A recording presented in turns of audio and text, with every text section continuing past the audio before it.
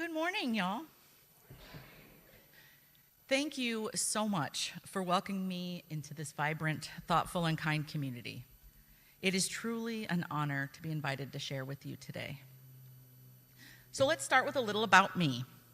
I come to you this morning as a Unitarian Universalist, a parent, a spouse, a partner, a librarian, a justice seeker, and a queer, neurodiverse, non-binary transhuman who, like many of us, is still figuring things out. Sometimes in the messiest way possible, a lot of the times. I also come to you as someone who lives right here in Florida.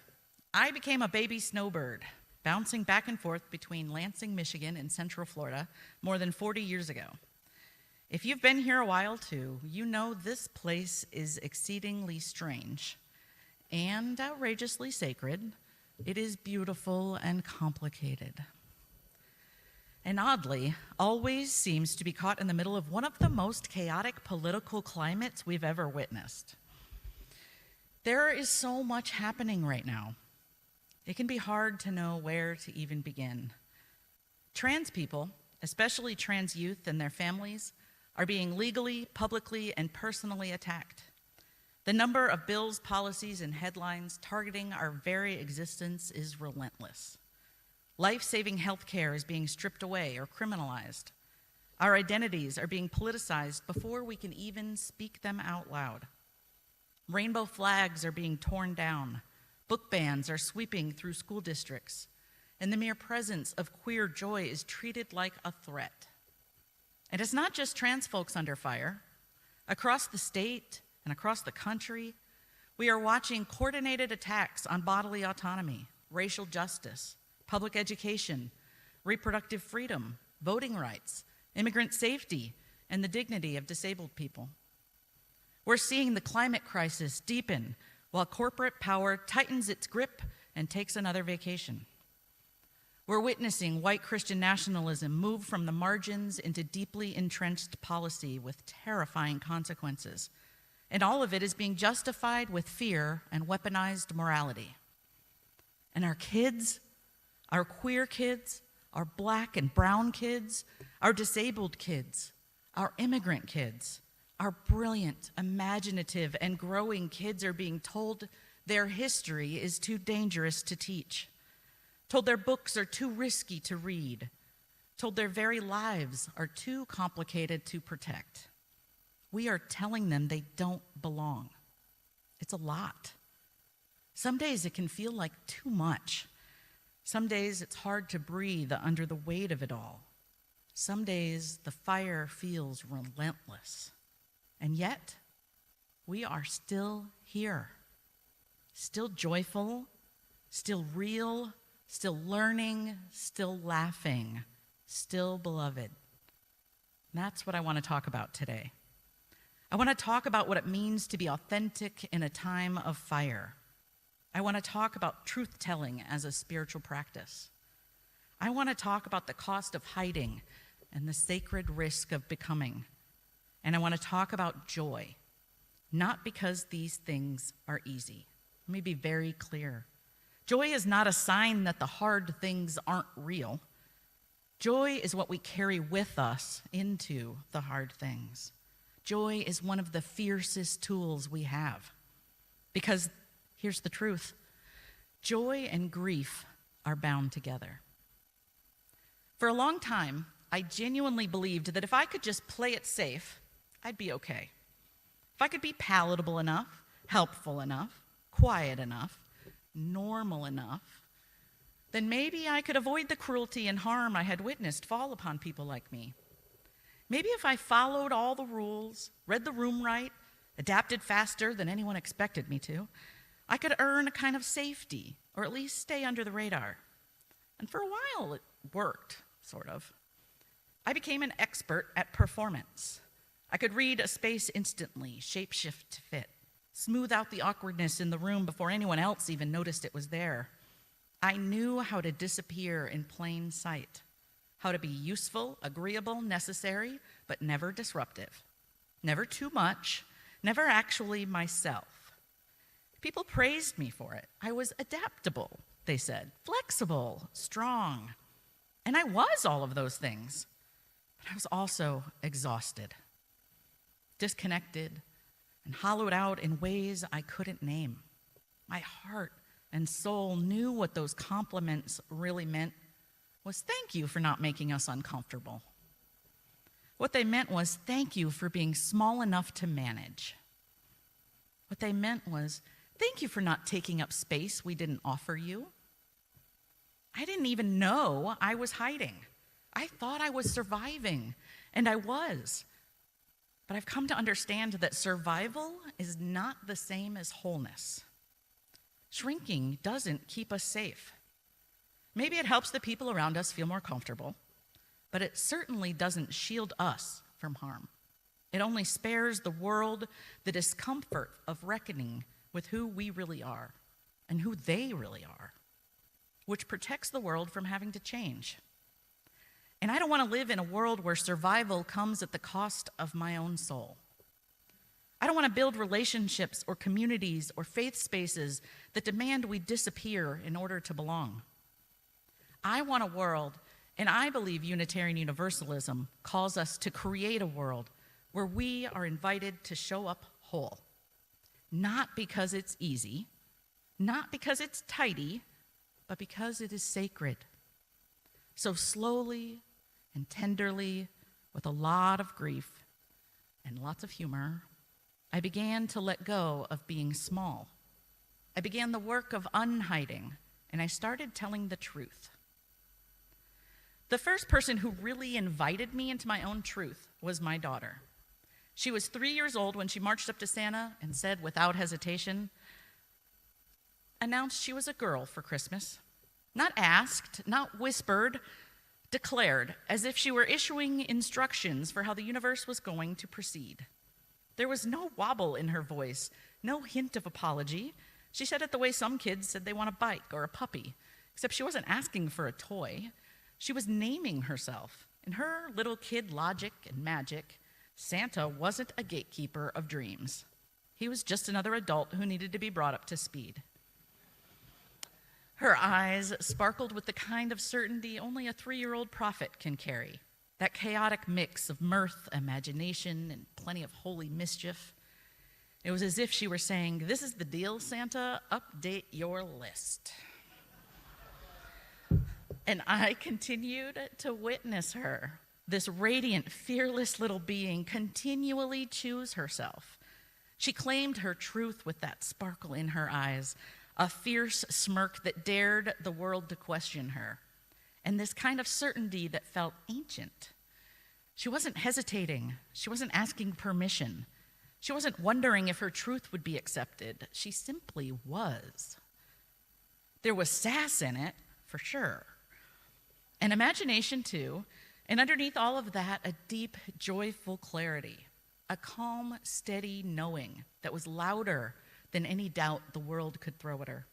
She trusts herself in a way I have never seen, certainly not at that age, certainly not even as an adult. Her sense of self is so whole, so intact, it doesn't occur to her that anyone would see it as anything less than perfect. And once I saw it, I really saw it, I couldn't unsee it. She wasn't just becoming herself. She was teaching me how to become. She was modeling the kind of courage I hadn't yet found for myself, the kind that doesn't wait for approval, the kind that doesn't shrink to make others more comfortable, the kind that says, I know who I am, I'm not asking, catch up. I realized as my heart cracked open that I had spent my whole life forcing myself to hide, whispering to myself to tone it down, to tuck it in, to disappear just enough. And here was this child, my child, making herself visible in a world that does not make that easy. She went first, and I followed. And let me tell you, it hasn't been fast. It certainly hasn't been clean, and it has been a slow, non-linear process. It's messy and sacred and inconvenient and so, so glorious. It has been a long and ongoing unraveling of everything I thought I had to be. I had to listen more deeply to myself than I ever had before, to peel back layers I didn't even know I had built, to unlearn patterns and scripts that were assigned to me before I could speak. I started questioning beliefs I had carried for decades, expectations I had absorbed without consent. I started recognizing that the discomfort I had once labeled as just the way things were was actually a symptom of disconnection from myself. I didn't reinvent myself. I unearthed myself. I started digging through the layers of performance and politeness and shape-shifting, and somewhere beneath all that dust, I found something solid, something true, something that is starting to actually feel like me. I wish I could say that moment I started unearthing myself, I noticed nothing but freedom and clarity. That as I peeled back all the layers, I found myself there, whole, joyful, and dancing into the sunrise. But that is not how becoming works, at least not for me. When I started to dig down through the noise, when I began to let go of the roles I had been playing for so long, the first thing I found wasn't joy. The first thing I found was grief. Grief for the years I lived out of sync with myself, for the silence I kept, not just externally, but internally, the way I learned to ignore the quiet knowing of my own body, the whisper of my spirit saying, this isn't it. Grief for all the shapes I twisted myself into, shapes that made me more acceptable, more normal, more manageable, but never more me. I grieve the years I spent trying to be lovable by being less. I grieve the absence of language, the fact that no one ever taught me the words I needed to understand myself, not as a child, not as a teen, not even as a grown-up trying to raise brave kids in a complicated world. I grieve the lack of mirrors, the lack of models, the lack of mentors. I grieve what I didn't even know I had been missing until I saw it reflected back in my daughter's eyes. And yet, even as I grieved, something in me stayed rooted. In that I have learned that grief is not failure. Grief is a sign of life. It is the soul's way of honoring what mattered. It means something sacred was lost, and it's worth remembering. Grief is holy ground, and if you stay with it, if you're patient and kind with yourself, if you listen closely, grief can become a doorway.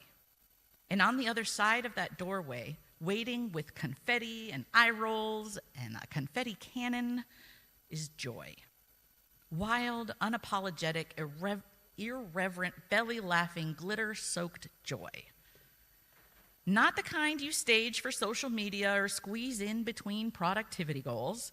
I'm talking about the kind of joy that shows up unexpectedly when you're brushing your teeth and suddenly remember something that makes you grin. Or when you're singing in the car at the top of your lungs and forget to be embarrassed. Or when you try on a ridiculous hat and think, oh, wow, this is completely unhinged. And also, yes, this is exactly it.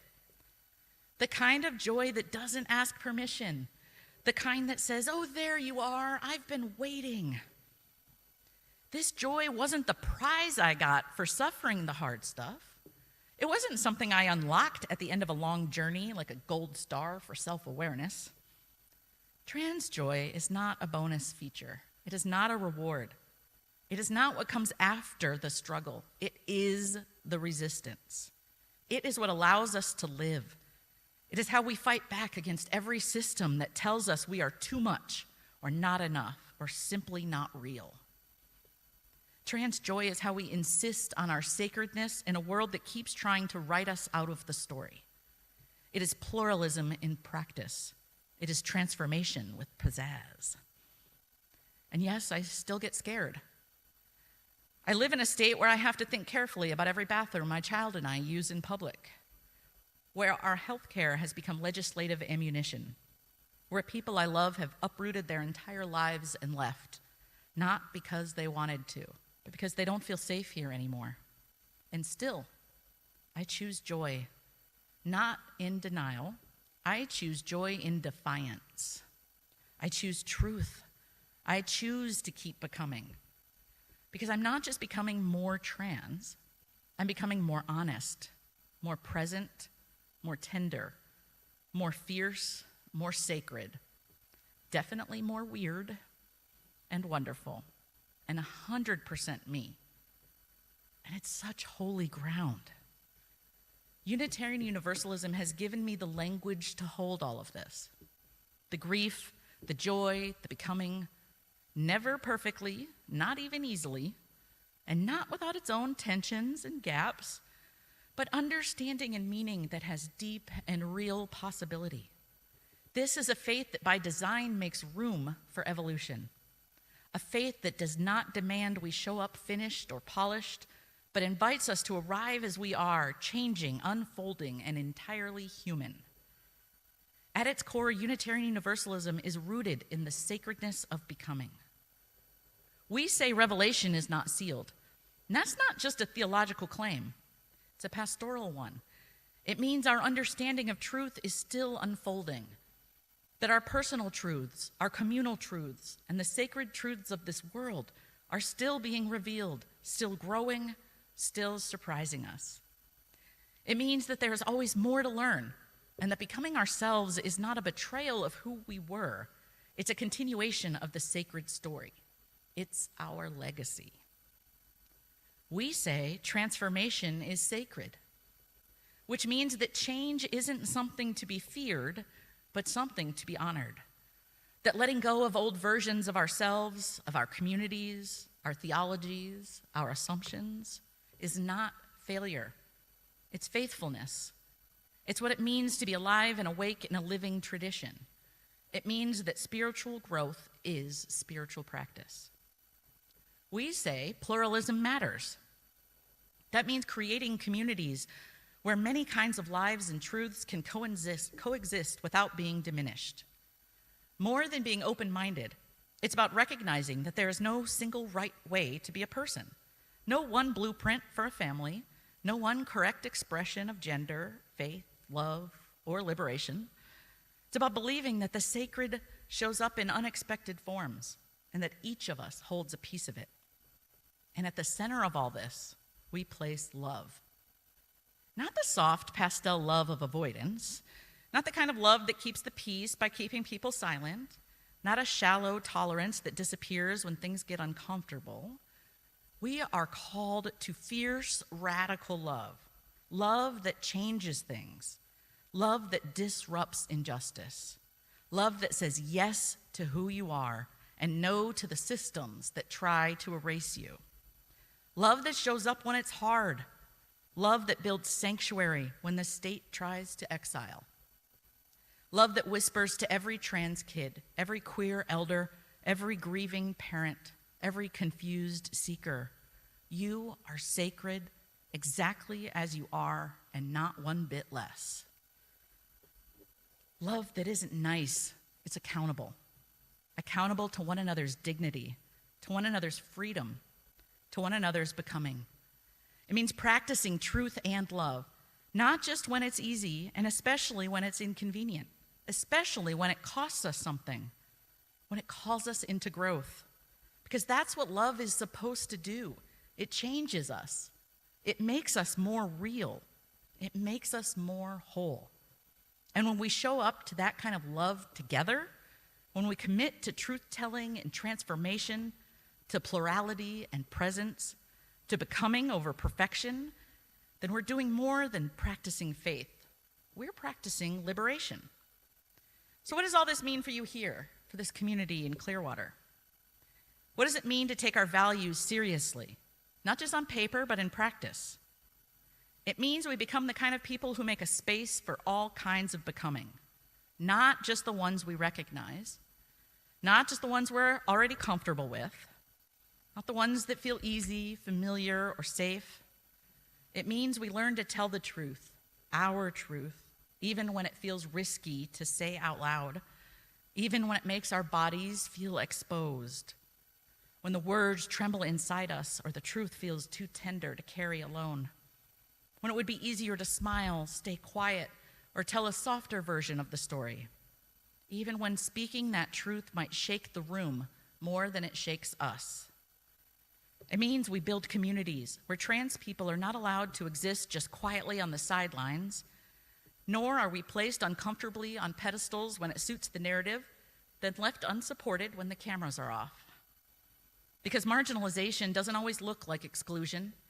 Sometimes it shows up as overexposure, as being spotlighted but not supported, as being invited to speak but never to shape the space, as being praised in public and left out of decisions. We are called to something deeper. We are called to create congregations where trans people are not treated as a problem to fix or a symbol to applaud, but as full, complex, sacred members of the community. And that means we surround trans kids, teens, adults, and elders with joy. Not just tolerance, not just protection, but celebration. It means we amplify joy without distorting it into performance or spectacle. We protect dignity without making people prove they deserve it. We invest in leadership, not because it's trendy or brave, but because it's necessary. And above all, it means we believe people when they tell us who they are, what they need, and what they dream of becoming. As I close my time with you, I offer you this. May we be the kind of people who do not shrink, not in the face of fear, not in the presence of difference, not even in the fire. May we be the kind of faith that makes room for joy, for grief, for courage, and for becoming. Room that expands beyond comfort, wide enough to welcome the holy work of change. May we bless the messy, sacred middle of transformation again and again, with tenderness, truth, and love that stays in the room. And may we never forget, especially here in Florida, especially in this time of fire, we are not the ashes, we are the flame. Amen, Ashe, and blessed be.